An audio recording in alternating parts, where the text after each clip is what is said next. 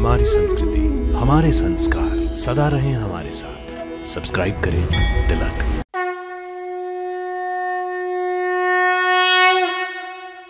भक्तों, नमस्कार, प्रणाम, सादर नमन, वंदन और अभिनंदन।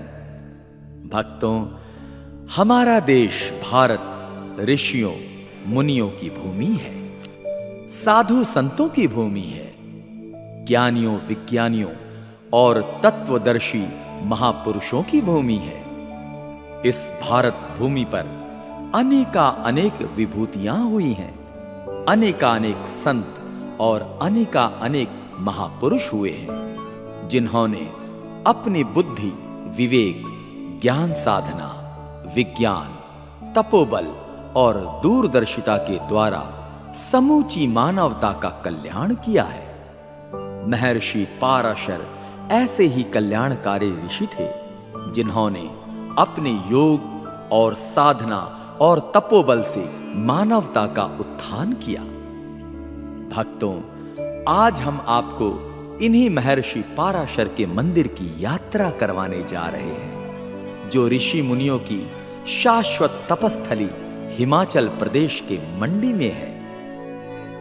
भक्तों, पाराशर मंदिर और झील दोनों समुद्र तल से 9000 फुट की ऊंचाई पर स्थित है।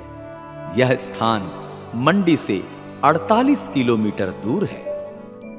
पाराशर मंदिर तथा झील धार्मिक दृष्टि से तो महत्वपूर्ण है ही, लेकिन पर्यटन की दृष्टि में भी प्रसिद्ध है। भक्तों, देवता की शक्ति की एक घटना अति प्रचलित है। कहा जाता है कि एक बार गिद्धों ने इस झील में मरी हुई भैंस का सिर फेंक दिया था। इससे झील अपवित्र हो गई थी। मंदिर दूर होने के कारण उस समय मंदिर में कोई पुजारी अथवा कारदार नहीं रहता था। इससे झील का पानी काफी बढ़ गया और उसमें आधा मंदिर डूब गया। उस वक्त देवता का गुरु खेतों में काम कर रहा था।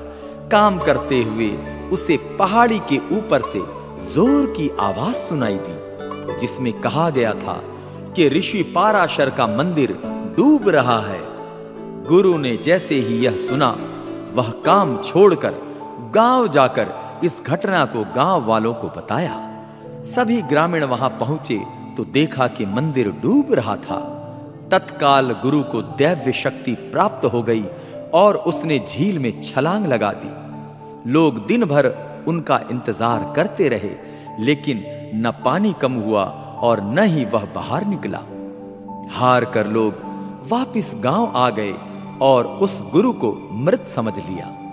लेकिन 4-5 दिनों के बाद गुरु बाहर आया, जिसके एक हाथ में भैंस का सिर था। बाहर आकर उसने वह सिर फेंक दिया। झील का पानी कम हो गया।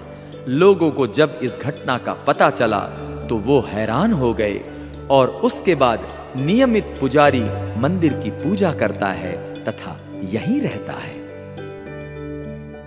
भक्तों, पाराशर मंदिर का पुजारी कोई ब्राह्मण नहीं अपितु क्षत्रिय होते हैं। इसके पीछे 2 मत है। पहला मत यह है कि मंडी के तत्कालीन राजा ब्राह्मणों से नाराज थे, इसलिए उन्होंने मंदिर का पुजारी क्षत्रिय को बनाया था।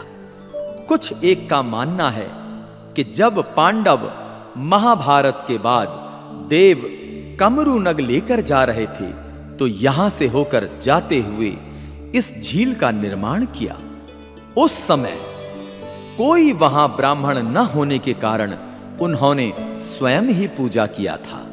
इसीलिए इस घाटी को कमरू घाटी भी कहा जाता है और पांडवों से चली आ रही प्रथा स्वरूप यहाँ के पुजारी होते हैं।